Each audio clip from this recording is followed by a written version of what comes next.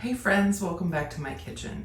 If you're new here, my name is Jen, and today I'm going to show you how to make 4 fun recipes with basil. It's currently August the 13th. It is hotter than heck outside. Pretty much my whole garden has given it up at this point. We've been in and out of a heat wave for the last 2 months, off and on. But the one thing that is doing exceptionally well in my garden right now is my herb bed. So I'm going to get my big basket and I'm gonna meet you up there at the garden, show you what I'm working with, and then we'll meet back in the kitchen. As you can see here, this basil is very tall. This is like chest tall to me. And I have 2 different varieties planted in my garden this year. They both did really well. I have Genovese basil and Italian large leaf, or mammoth basil. And this is just 2 plants right here of the regular Genovese basil. And it has been super hot, so it has been trying to flower, but I've been coming out every couple of days or so and just kind of picking off the flower buds. You can't get them all, but before I harvest, I did taste this, and it's not bitter at all. It still tastes really good.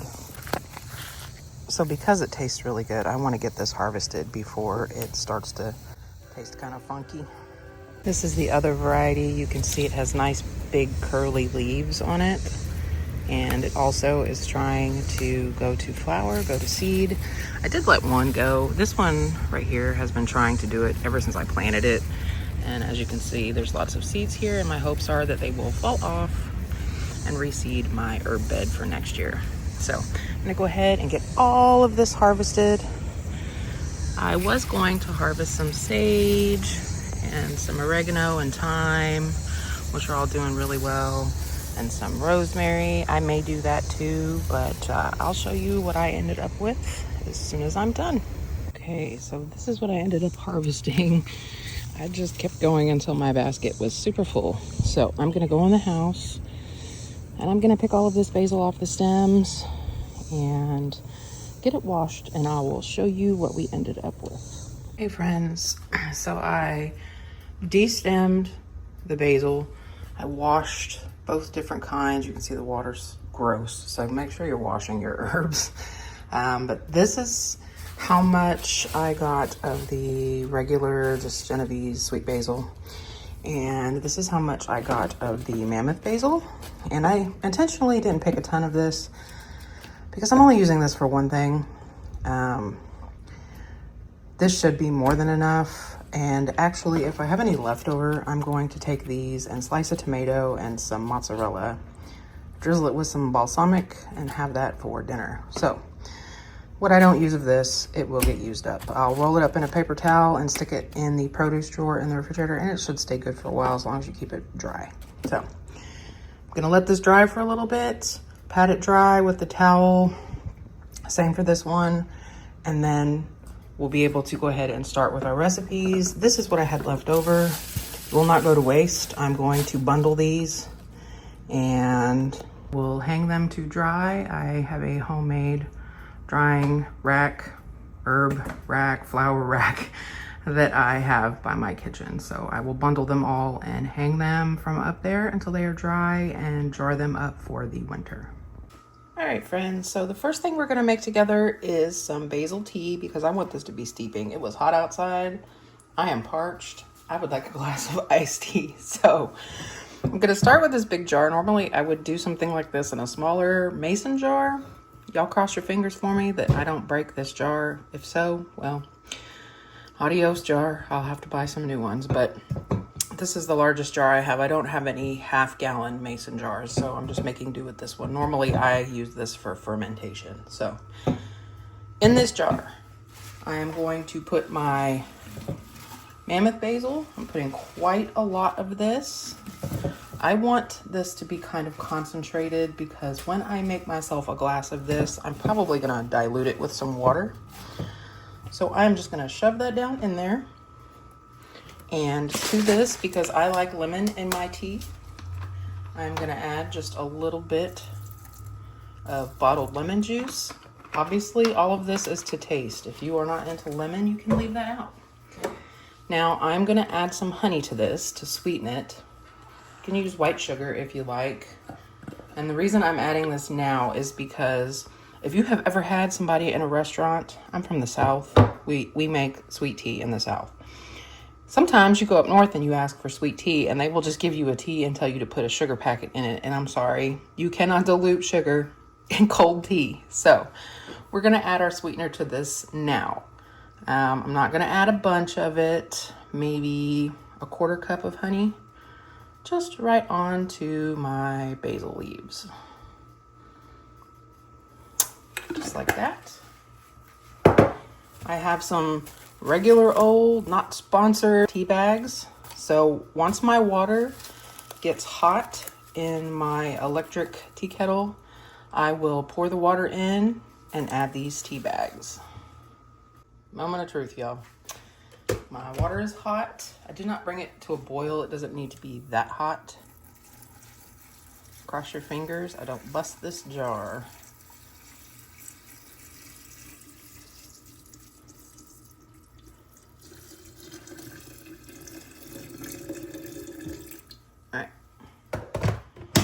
No, it is not full all the way, but that's okay. I said we're going to make a concentrate, and now I'm just going to drop my tea bags down in there.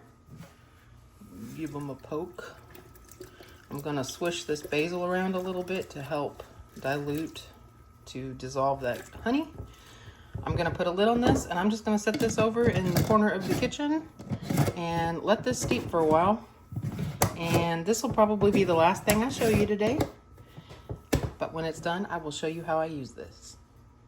Okay, friends, the second thing we're gonna make today with all of this amazing basil is some basil salt. I think this makes a fantastic gift around the holidays for family or friends, but it's also a really nice way to preserve some basil for use over the winter. This is excellent on chicken, fantastic on chicken. So I really hope that you'll give this one a try, and this could not possibly be any easier. So the first thing I'm going to do is just drop my basil into my food processor.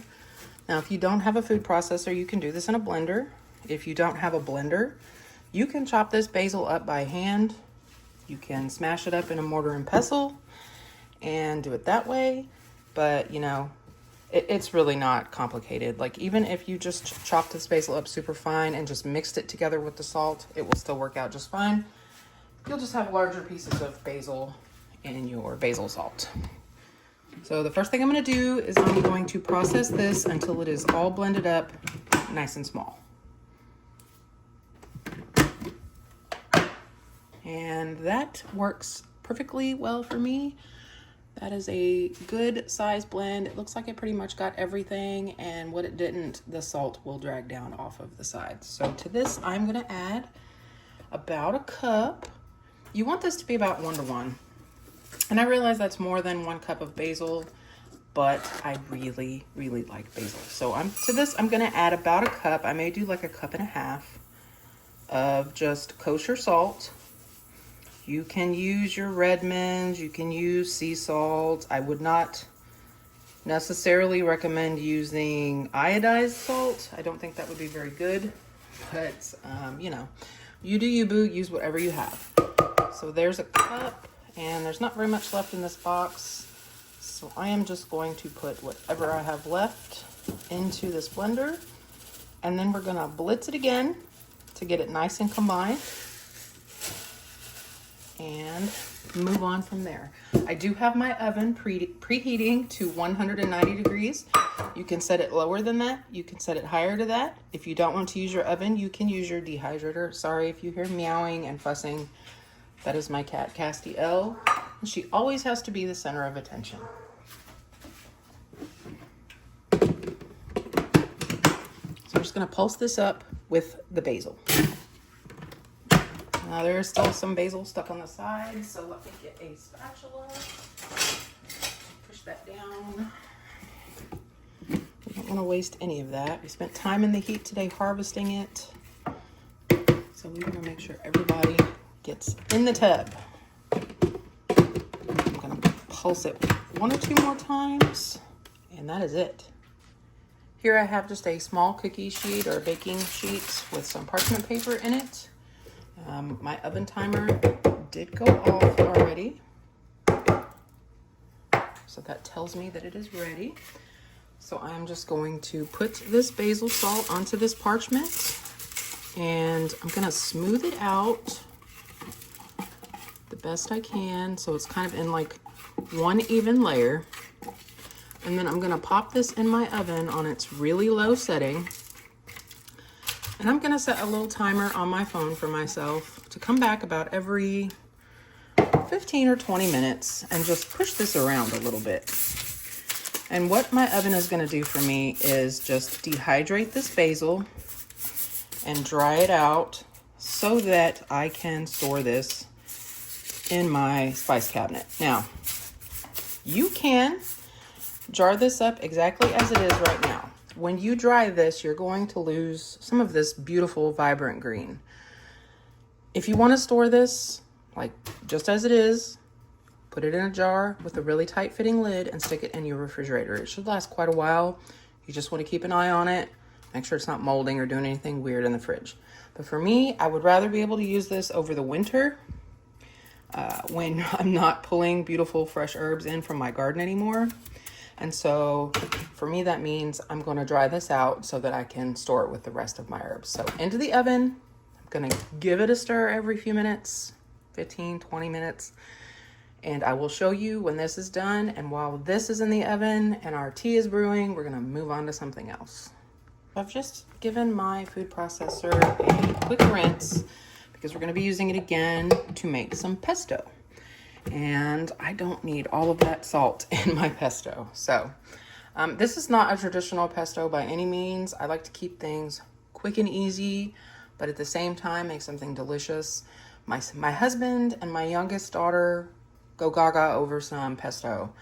And this is gonna be an easy way for me to make this while the basil is plentiful. And I'm going to freeze it in these super cubes. Not sponsored again. I bought these with my own money, but I'm gonna freeze these, and that will be like the perfect amount of pesto when they want to have just noodles with pesto. That's how they eat it. Usually if they buy a jar of pesto, they use about half of it, and I reckon that's about the same amount as one of these cubes.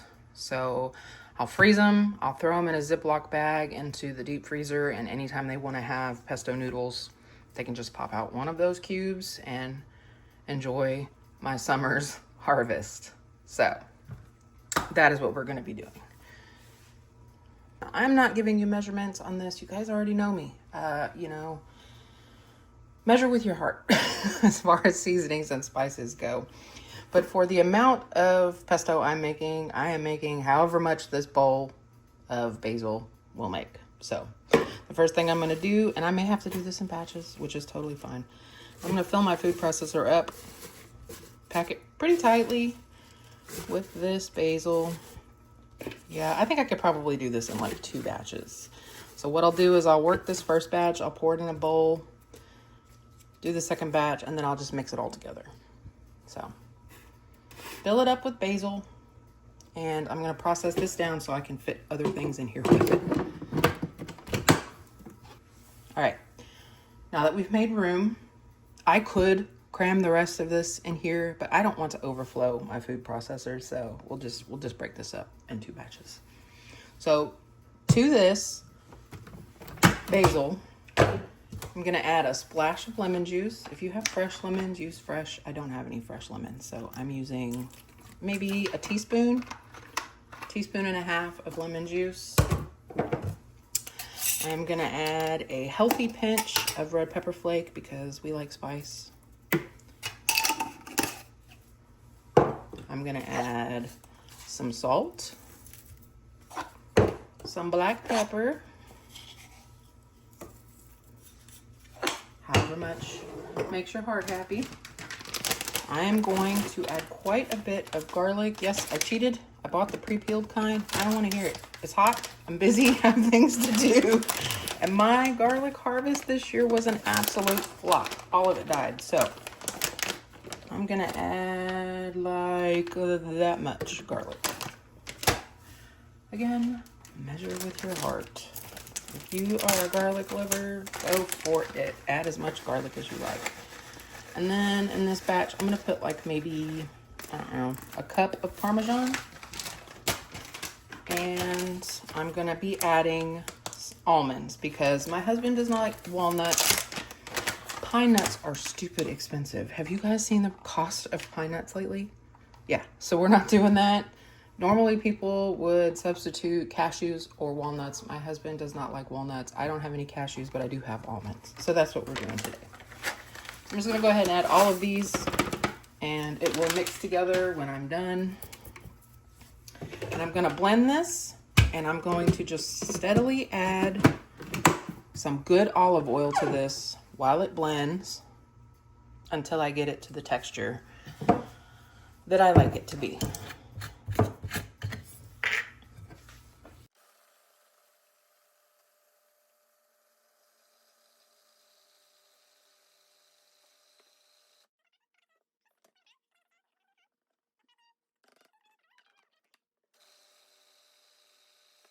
I'm gonna pour this into this bowl and then I'm gonna get the second batch done.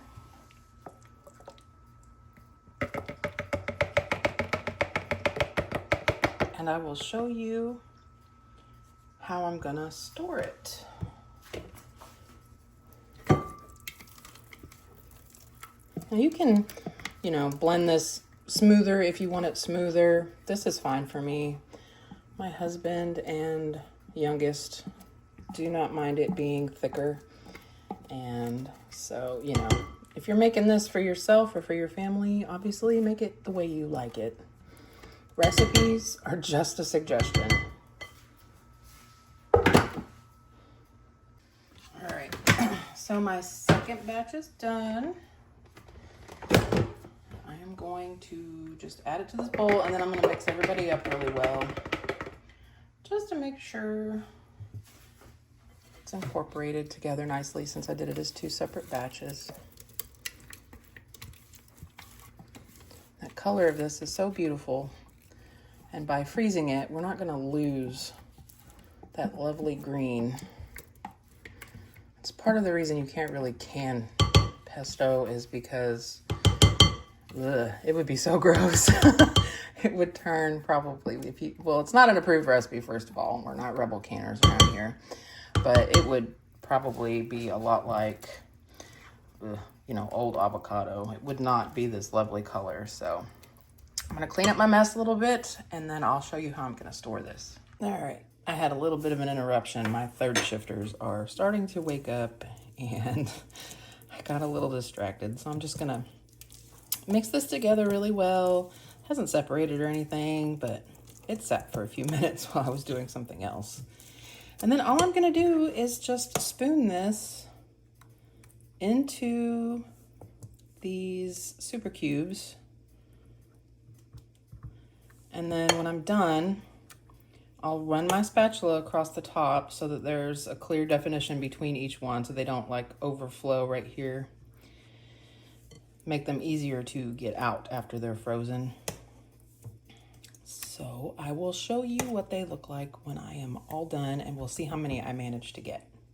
All right, I ended up with 11 of these blocks, these cubes. And that is the equivalent of about 5.5 jars of pesto. So, this is saving me some money down the line by just, taking a few minutes to go ahead and make this. So I'm gonna put these in the freezer and then tomorrow, after they've had a chance to get completely frozen, I will pop them out into a Ziploc baggie and label them, and my family will have these to use later this winter whenever they want pesto. Friends, the last thing we're gonna make is some herb butter, and we are gonna use our fresh basil. I am going to use up dried herbs because I have a bunch of dried herbs still left over from last summer, and I honestly just don't feel like going back out in the heat, if I'm being completely truthful with you. So I'll use fresh basil for this and garlic, but for the other herbs, I'm going to use up some of my stash from last year, no problem. Now I'm doing quite a bit of butter here. You don't have to do this much. I'm going to roll these up and store these in the freezer. This is really, really good on a steak. Like if you're doing a cast iron steak, a little slice of this herb butter on top of it to finish your steak off is like chef's kisses. Okay, so use this however you like. It's also good on just like pasta with some rice, but my favorite way to use it is on steaks. So it's pretty cold in my house. This butter is not really soft. I'm gonna slap this in the microwave for like 30 seconds just to get it kind of soft. We're gonna go ahead and get everything else chopped up, and I will be right back. Okay, so I had a good sized pile of garlic over here that I just went ahead and chopped by hand. You can use a garlic press, but my hands are bothering me today, so I just went ahead and chopped this all up. It's much easier on my little finger joints. So, you know, just do whatever you prefer. In fact, you could do this whole thing in the food processor, but I've done everything else today in the food processor, and I just wanted to show you that it is possible to do this without fancy schmancy equipment. So my butter is nice and soft. I only put it in the microwave for about 30 seconds. It doesn't need to be melted. And then I'm going to take my pile of basil here, and I am going to chop it just like I did the garlic. You can add as little or as much basil as you like, but as I've told you guys before, basil is my favorite herb. I love it, and I have it, so I am going to use it up. Okay, so I chopped up my basil. It's not super fine, but it is chopped. You can chop this up as finely as you like. I also use this butter sometimes to stuff under the skin of chicken when I'm roasting chicken, and so I don't mind there being pieces, you know, big pieces of herbs under the chicken skin. So I'm gonna add my garlic directly to my butter. Oops, right after I fling it all over the kitchen. I'm gonna put my basil in there. Again, if you think this is too much basil, add less, okay? We are not nitpicky in this kitchen. And then to this bowl, I have some dried rosemary. Again, you can use fresh if you like. I am pressed for time and am not going back out to the garden, so we'll just make the dried rosemary work. And then I'm gonna add some parsley to this.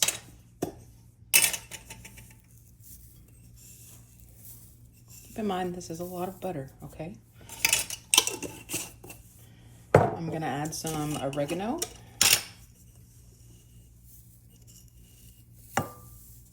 And you can add thyme if you like, but I find that thyme can be kind of overpowering. So when I'm cooking my chicken or whatever, I'll just add some thyme in there at that point. And then I'm just going to mix this all together until it is well incorporated.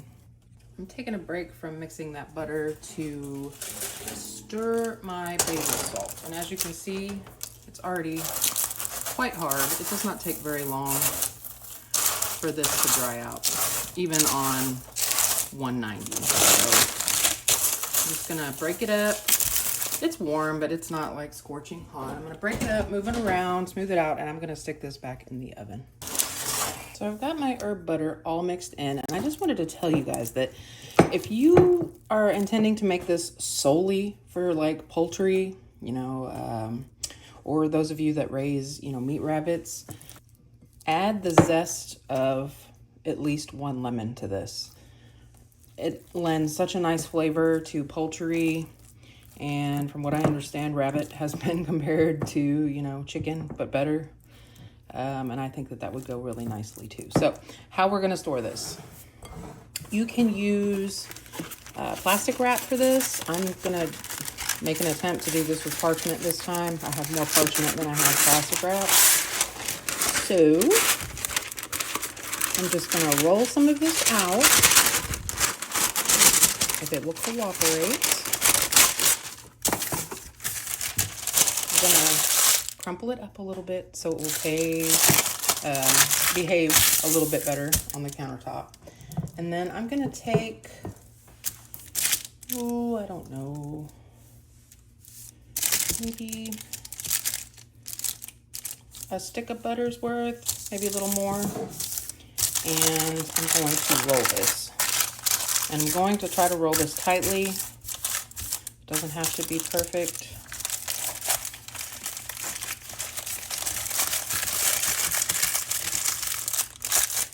And then, because I did not cut this really long, I cannot tuck the ends of this. That's okay, because like I said, I'm just going to put this just like it is in a Ziploc bag with the other ones and store it in the freezer.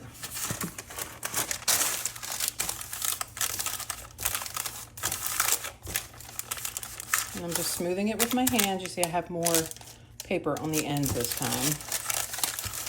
I'm just going to roll it up. And I'm going to twist the ends of it.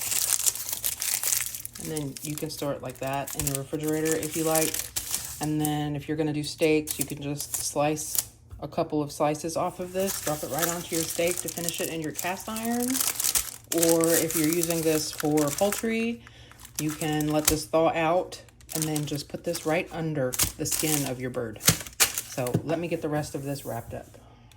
So I got all 3 of those in this reusable silicone bag wrapped in parchment, and I can just pull these out, use as much as I need, and then put them back in the freezer. And that saves myself a step later when I want to make a nice dinner and maybe don't have the time to sit and make compound butter. So I hope you give this one a shot. My tea has had plenty of time to brew. This is what it looks like. It just looks like regular old sweet tea.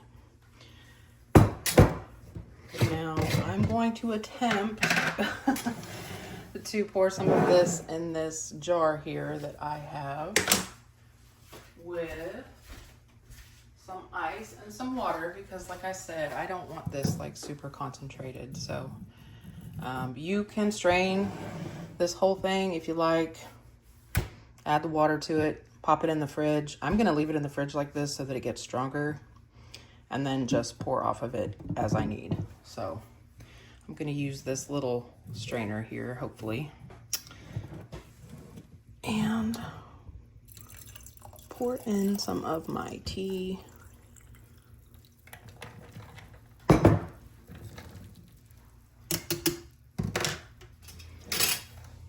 There it is. It is lovely. It is refreshing. I really hope, I know basil tea sounds so strange, but that is good. So hope that you give this one a try. Now my basil salt is done. So I'm just gonna go ahead and pull this out of the oven. And I'm going to get this jarred up. I'm gonna go ahead and use a big jar, because even if I don't fill this jar all the way up, I am probably gonna make some more of this because there's still a ton of basil in the garden. And you know, you gotta process it while processing is good. So I'm gonna break this up. You wanna feel it. Definitely make sure that it is dry. And by blitzing your basil up like I did, really, really finely, it dries so much faster. I think altogether, maybe that was in the oven for an hour-ish while I filmed everything else. So if you are unsure, you could let this sit out for a little while until it cools off, and then come back and feel it to see, to make, double check, you know, to make sure that it is completely dry. But I can tell just by running my fingers through this that it is quite dry. So if after it cools off I have any suspicions, I will either put this back in the oven and let it run longer, or I will just stick it in the refrigerator and call it a day. Now when you're making this, you can absolutely add other herbs to this. It doesn't have to just be basil salt. But I just wanted to keep this simple and just use the basil. And that is that. I'll pop a lid on this Like I said, I'll get some more salt and I will probably make another batch of this. And I will get some cute jars and give some of this away for the holidays. So I really hope that you guys try one of the 4 recipes we did today. And, you know, if you do, come back and leave me a comment and let me know what you thought about, you know, any one of these recipes. And like I said, you don't have to do everything exactly the way I did. You can make these recipes your own and put your own little twist on it. I'd definitely love to see or hear how you handle things. So if you like these longer format videos, friends, let me know. If you prefer me to keep it short and sweet, let me know. And future videos will be dictated by what you guys would prefer to see from me. So until next time, friends, happy cooking.